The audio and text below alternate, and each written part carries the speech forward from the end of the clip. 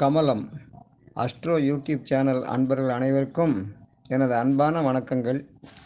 இந்த பதிவில் நாம் பார்க்க போகிறது ஆவணி மாத பலன்களை பற்றி. அதாவது மிருகசீரிஷம் 1-2 பாதமும், மிருகசீரிஷம் 3-4 பாதமும், திருவாதிரை 1-2-3-4 பாதமும், புனர்பூசத்தில் 1-2-3 பாதம், மொத்தம் இந்த 9 பாதங்கள் கொண்ட மிதுன ராசிக்காரருக்கு இந்த ஆவணி மாத பலன் எப்படியெல்லாம் இருக்கும் அப்படிங்கிறத இந்த பதிவில் நாம் பார்க்கலாம். பொதுவாக மிதுன ராசிக்காரன் சொன்னாவே பொதுவாக யதார்த்தவாதி. ஒரு குடும்பத்தில் இந்த மிதுன ராசிக்காரர்கள் இருந்தால் எந்த பிரச்சனைகள் வந்தாலும் கூட அதை நிவர்த்தி செய்யக்கூடிய ஒரு மனப்பான்கு உடையவர்னு அர்த்தம். வால் இந்தியா ஒருத்தருக்கு ஹெல்ப் பண்ணுறதுல இந்த மிதுன ராசிக்காரருக்கு இணை யாருமே கிடையாது. வாக்கு சாத்துரியம் உள்ள இந்த மிதுன ராசிக்காரருக்கு ராசி அதிபதி இப்போது வக்ரகதியில் இருக்கிறதுனால குழப்பமான ஒரு சூழ்நிலை. 3ஆம் இடத்துல சூரியன் வர்றாரு.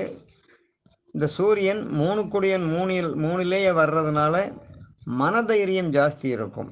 மனதைரியத்தை கொடுக்கக்கூடிய சூரியன் இந்த மாதம் முழுவதும் 3ஆம் இடத்துலேயே இருக்கிறதுனால எந்த பிரச்சனைகள் வந்தாலும் சமாளிக்கக்கூடிய ஒரு வல்லமை இந்த மிதுன ராசிக்காரருக்கு உண்டு.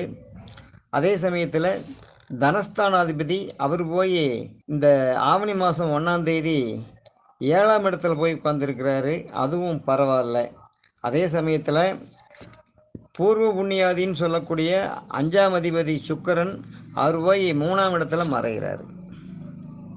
ஒருத்தருடைய பூர்வ புண்ணியம் மறைஞ்சதுன்னா அதில் பூர்வ புண்ணிய சொத்துல பிரச்சனைகள் அல்லது தகராறுகள் அல்லது அது விரயம் ஆகக்கூடிய ஒரு காலகட்டமாக இது இருக்கிறதுக்கு வாய்ப்புகள் உண்டு. 5ஆம் அதிபதி 3இல் போய் மறையக்கூடாது. அதாவது தகப்பன் தாயார் அவங்க குழந்தைகள் இவங்க 2 பேர்த்துக்குள்ள மனஸ்தாபங்கள் வர்றதுக்கெல்லாம் ஒரு வாய்ப்புகள் உண்டு. அதனால் கொஞ்சம் அனுசரித்து நடந்துக்கக்கூடிய காலகட்டமாக அதை எடுத்துக்கணும்.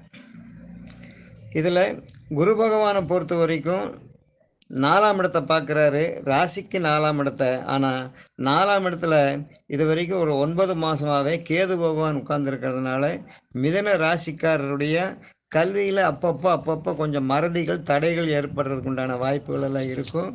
பார்த்து இந்த உயர்கல்வி ஸ்தானத்தை நல்ல முறையாக கொஞ்சம் கையாளணும்.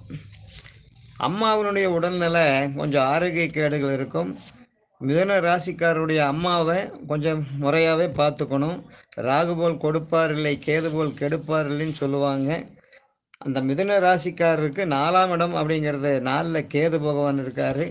4க்குடையவனும் வக்ரகதியில் இருக்கிறதுனால இந்த காலகட்டங்கள் அம்மாவனுடைய உடம்புக்காக செலவுகள் வர்றதுக்கெல்லாம் வாய்ப்புகள் உண்டு. ஆஸ்பத்திரி செலவுகள். தகப்பன் ஸ்தானத்திலேயே சனி பகவான் வக்ரத்தில் இருக்கார். மிதுன ராசிக்காரருக்கு பாக்கியஸ்தானம் சொல்லக்கூடிய இடத்துல சனி பகவான் வக்ரத்தில் இருக்கிறதுனால தந்தையாருடைய மனநிலை டென்ஷனாக தான் இருக்கும். காலில் சக்கரங்கட்டுற மாதிரி சுற்றக்கூடிய சூழ்நிலையாக இருக்கும்.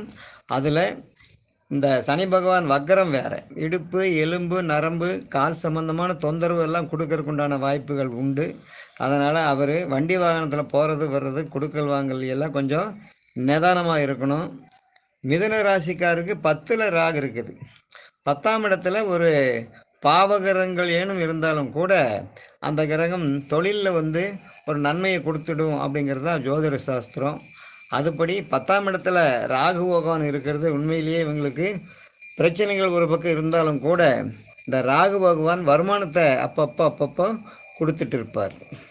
இந்த சுக்கிரன் 4ஆம் அதிபதியே 5ஆம் அதிபதியே சுக்கிரன் 3ஆம் இடத்துல போய் மறைஞ்சு 4ஆம் இடத்துல அடுத்தது நீசமாகிறதுனால வண்டி வாகனத்தில் பழுது ஆகிறது, வண்டி வாகனத்துக்கு செலவு வைக்கிறது, வீட்டில் ஏதாவது பிரச்சனைகள் கொடுத்து இந்த இடத்த விட்டு அந்த இடம் மாற்றலாம், அந்த இடத்த விட்டு இந்த இடத்த மாற்றலாம், வீடு மாற்றலாம், ஊர் மாற்றலாம்ங்கிற மாதிரியெல்லாம் எண்ணங்கள் வர்றதுக்கு வாய்ப்புகள் இருக்குது. இதில் அவங்க சுய ஜாதகத்தை கொஞ்சம் பார்த்துக்கணும். அதில் ஜாதகத்தில் அவங்க ஜாதகத்தில் நடக்கக்கூடிய திசைகள் புத்திகளுக்கு தகுந்த மாதிரி பலன்கள் கொஞ்சம் மாறுறதுக்கு வாய்ப்புகள் உண்டு. ஏன்னா 12ஆம் இடம் சொல்லக்கூடியதில் குருவும் செவ்வாயும் போய் உட்கார்ந்துருக்காங்க. குரு 12ல், செவ்வாயும் 12ல். இடம் விட்டு இடமாறுதல், ஊர் விட்டு ஊர் போகுதல், தொழிலில் மாறுதல், தொழில் வந்து கொஞ்சம் நஷ்டம் அடைகிறது. இப்படி ஏதாவது ஒரு சிக்கலை கொடுக்கக்கூடியதா இந்த ஆவணி மாதம் இருக்குதுங்கிறதுனால எதுலேயும் கொஞ்சம் நிதானமாக இருக்க வேண்டியது இந்த மிதுன ராசிக்காரர்கள் அப்படின்னு சொல்லிட்டு, பொதுவாக விஷ்ணு வழிபாடு, பெருமாள் வழிபாடு பண்ணுறது இந்த மிதுன ராசிக்காரர்களுக்கு ரொம்ப ரொம்ப சிறப்பாக இருக்கும். லட்சுமி நரசிம்மன் வழிபாடும் இவங்க பண்ணலாம்.